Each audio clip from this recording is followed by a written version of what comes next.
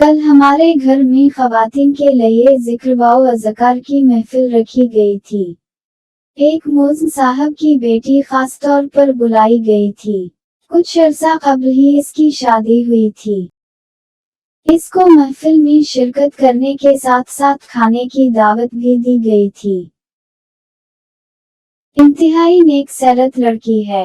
اس نے محفل میں مہمان بن کر شرکت کرنے کی بجائے ہمارے گھر کا فرد بن کر شامل ہونے کا فیصلہ کیا، اور وہ صبح 10 بجے ہی ہمارے گھر پہنچ گئی تاکہ کام کاج میں میری والدہ کا ہاتھ بٹا سکے۔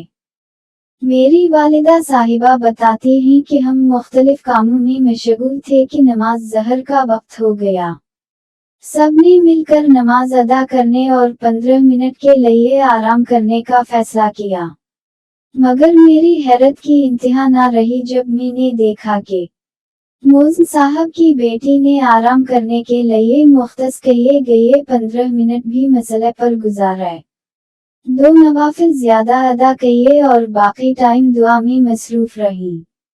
جب دوبارہ آنے والے مہمانوں کی خدمت میں پیش کرنے کے لیے مختلف قسم کے لوازمات تیار کیے جانے لگے، تو موزن صاحب کی بیٹی اٹھ کھڑی ہوئی تاکہ اپنے حصے کا کام کر سکے، تو میری والدہ نے اس کو زبردستی کرسی پر بٹھا دیا اور اس کے قریب فرشی پنکھا لگا کر اس کا منہ گھما دیا، تاکہ کچن میں بیٹھی ہونے کی وجہ سے وہ گرمی محسوس نہ کرے، اور ساتھ ہی اس سے پوچھا کہ اس نے نماز میں 2 نوافل زیادہ کیوں ادا کیے اور اتنے لمبی دعا کیوں مانگی۔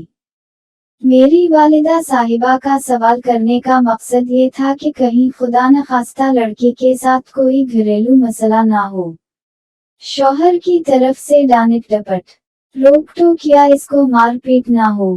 گو کہ لڑکی کے چہرے سے ایسی کوئی بات نظر نہیں آ رہی تھی، مگر میری والدہ صاحبہ کی عادت ہے کہ وہ ایسی سفید پوش بچیوں کی خبر گیری ضرور رکھتی ہیں۔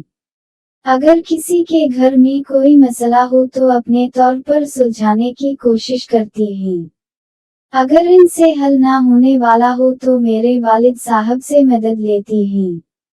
چونکہ موزن صاحب کی بیٹی کی بھی حال ہی میں شادی ہوئی تھی اور میرے قارئین کرام کے خصوصی تعاون سے ہی الحمدللہ مناسب سے فنکشن کا انتظام بھی ہوا تھا، میری والدہ نے لڑکی کو اپنی بیٹی بنا کر ہی رخصت کیا تھا، اور اب بطور اپنے خدشات دور کرنے کے لیے ہی انہوں نے یہ سارے سوالات بھی کیے تھے، مگر لڑکی کا جواب سن کر انہیں میرے قارئین کرام پر رشک آیا تھا۔ لڑکی نے جواب دیتے ہوئے بتایا کہ جب سے میری شادی ہوئی ہے میں ہر روز 2 نوافل پڑھ کے ان تمام لوگوں کے لیے خصوصی دعائیں کرتی ہوں۔ اللہ تعالیٰ سے ان تمام لوگوں کے لیے فضل و کرم اور بخشش طلب کرتی ہوں، جو لوگ میرے نکاح کے لیے وسیلہ بنے۔ میری رخصتی کے وقت میری سفید پوشی کا بھرم قائم رکھا، میرے آنے والے مہمانوں کے لیے میری سوچ سے بڑھ کر انتظام کیا۔ میں اللہ تعالیٰ سے دعا کرتی ہوں کہ جس طرح ان لوگوں نے مخلوق خدا میں سے اشرف المخلوقات یعنی انسان کی سفید پوشی کا بھرم رکھ کر اشرف المخلوقات ہونے کا ثبوت دیا، امت محمدی کے موزن کی بیٹی تجھے تیری رحمت و بخشش کا واسطہ دے کر رسول صلی اللہ علیہ وآلہ وسلم اور آل رسول کے صدقے مانگتی ہے کہ تو بھی ان لوگوں کے ایبوں گناہ پر پردہ ڈال کر ان کو راہ ہدایت پر چلائے رکھنا، اور ان کے رزق میں کشادگی رکھنا۔ میری والدہ بتاتی ہیں کہ یہ باتیں بتاتے ہوئے لڑکی کی آنکھیں بھیگ گئی تھیں۔ میں جان بوجھ کر باتوں کا موضوع بدل دیا، مگر میرا دل بھی ان تمام لوگوں کے لیے دعا گو ہے جن لوگوں نے ایسے کار خیر میں حصہ لیا۔ میری والدہ صاحبہ کہتی ہیں کہ میں یہ سوچ کر حیران ہوں کہ ان لوگوں پر اللہ تعالیٰ کا کتنا رحم و کرم ہوگا، اللہ تعالیٰ ان سے کتنا راضی ہوگا، جن کی خاطر امت محمدی کی یہ بیٹی نوافل ادا کر کے رو کر اللہ تعالیٰ سے رحم و مغفرت طلب کرتی ہے۔ میری والدہ کی شدید ترین خواہش ہے کہ کاش امت محمدی کی کوئی بیٹی کبھی جہیز کی خاطر یا سفید پوشی کا بھرم قائم رکھتا ہے اپنے والدین کی دہلیز پر بوڑھی نہ ہو جائے۔ آمین سم آمین۔